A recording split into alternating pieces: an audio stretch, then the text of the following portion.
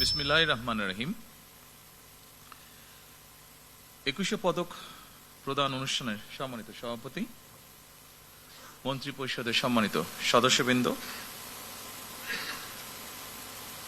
সেনাবাহিনী, নৌবাহিনী, বিমান বাহিনী প্রধানগণ, সশস্ত্র বাহিনীর সদস্যবৃন্দ, মেম্বার্স অফ ডিপ্লোম্যাটিক কমিউনিটি, পদকপ্রাপ্ত কৃতিজন এবং সম্মানিত সকল উপস্থিতি সুধীবৃন্দ, আসসালামু আলাইকুম। আজকের এই মহতী অনুষ্ঠানে এমন কিছু কৃতিমান ব্যক্তিত্ব উপস্থিত হয়েছেন যারা শিক্ষা, সংস্কৃতি, শিল্পকলার বিভিন্ন শাখায় অবদান রেখে নিজ গুণে সমাদৃত হয়েছেন। আমি অনুষ্ঠানের শুরুতেই এই কৃতিমানদের জানাই আন্তরিক অভিনন্দন। রাজনীতিবিদগণ রাষ্ট্র পরিচালনার দায়িত্বে থাকলেও একজন রাজনৈতিক কর্মী হিসাবে আমি বিশ্বাস করি জ্ঞানী গুণীজন দিক নির্দেশনার ভূমিকা পালন করে থাকেন।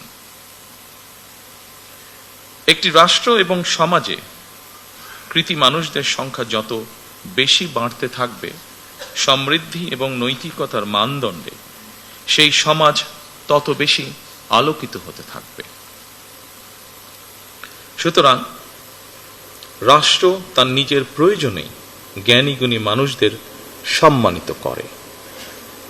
সম্মানিত সকল উপস্থিতিবৃন্দ, সুধীবৃন্দ, এই উপলব্ধি থেকেই স্বাধীনতার ঘোষক শহীদ প্রেসিডেন্ট জিয়াউর রহমান স্বাধীন বাংলাদেশে প্রথমবারের মতন 21শে পদক প্রবর্তন করেছিলেন।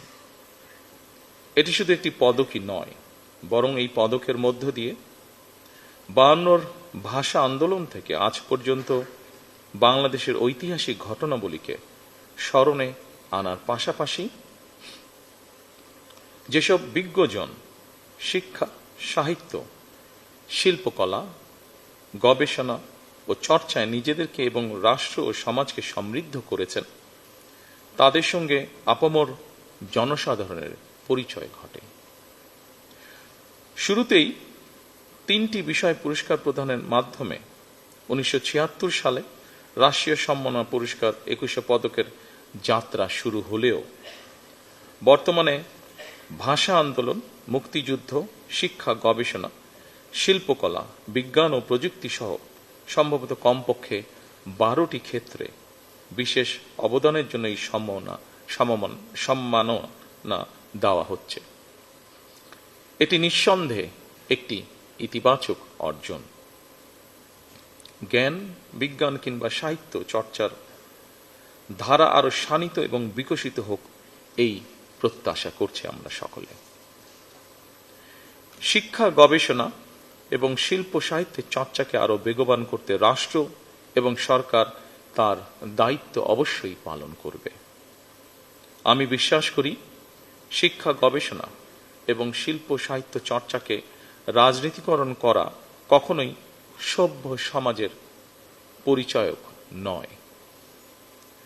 শিক্ষা, সাহিত্য, শিল্পকলা, বিজ্ঞান ও প্রযুক্তি অর্থাৎ জ্ঞান বিজ্ঞানে সব শাখায় যাতে দেশ এগিয়ে যেতে পারে, নৈতিক মানসম্পন্ন তেমন একটি উদার গণতান্ত্রিক রাষ্ট্র ব্যবস্থা প্রতিষ্ঠার লক্ষ্যে বর্তমান গণতান্ত্রিক সরকার অবশ্যই কাজ করবে। আমাদের এই যাত্রায় দেশের বিজ্ঞজনদের দিক নির্দেশনা অবশ্যই প্রত্যাশিত। সম্মানিত সুধীবৃন্দ, আমাদের জাতীয় ইতিহাসে ফেব্রুয়ারি মাসের গুরুত্ব অপরিসীম, আর 21শে ফেব্রুয়ারি আমাদের আত্মপরিচয়ের স্মারক। বলা যায় আমাদের সংস্কৃতি চেতনার প্রাণ প্রবাহ 21শে ফেব্রুয়ারি। অপরদিকে 21শে ফেব্রুয়ারি একদিকে মাতৃভাষা মর্যাদা প্রতিষ্ঠার সংগ্রাম এবং একই সাথে এটি ছিল জালেমের বিরুদ্ধে নিজেদের অধিকার প্রতিষ্ঠার আন্দোলন। সুতরাং ফেব্রুয়ারি মানেই আত্মপরিচয় উপলব্ধির মাস, আমাদের শেকড় সন্ধানী মাস। প্রতি বছরের মতন এবছর আমরা দেশের জ্ঞানী গুণী কবি, সাহিত্যিক, শিল্পী, ভাষা সংগ্রামীকে 21শে পদকে ভূষিত করেছি। জ্ঞানীগুণীদের কর্ম এবং কর্মময় জীবনের সঙ্গে আপামর জনগণের পরিচয় করিয়ে দেওয়া রাষ্ট্রের অন্যতম দায়িত্ব। প্রিয় সুধীবৃন্দ, 21 আমাদের অবিনাশী চেতনা, সহাধিকার অর্জনের বীজ মন্ত্র। এবার আমরা ভাষা আন্দোলনের 74 বছর অতিক্রম করে 75 বছরে পদার্পণ করছি। অমর 21-এর ভাষা শহীদদের স্মরণে প্রবর্তিত আজকের 21শে পদক প্রদান অনুষ্ঠানে আমি গভীর শ্রদ্ধার সঙ্গে স্মরণ করছি ভাষা সংগ্রামীদের। আল্লাহ তাদের মৃত্যুকে শহীদি মৃত্যু হিসাবে কবুল করুন। আজ যারা 21শে পদকে ভূষিত হলেন, আপনাদের সবাইকে জানাই আন্তরিক অভিনন্দন এবং শুভেচ্ছা।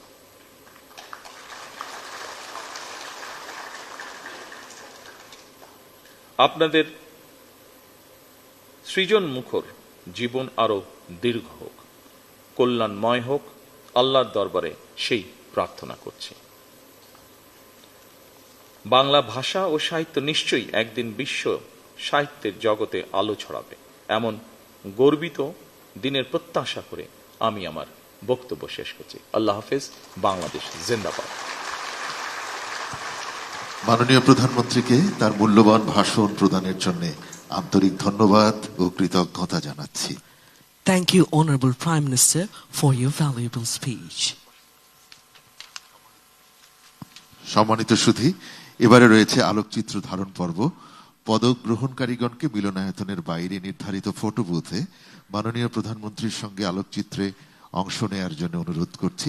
মাননীয় প্রধানমন্ত্রীর সঙ্গে সম্মানিত পদকপ্রাপ্তগণের ফটো সেশন শেষ না হওয়া পর্যন্ত আপনাদেরকে নিজ নিজ আসনে অবস্থান করার জন্য বিনীত অনুরোধ করছি। Ladies and gentlemen, now we'll have a photo.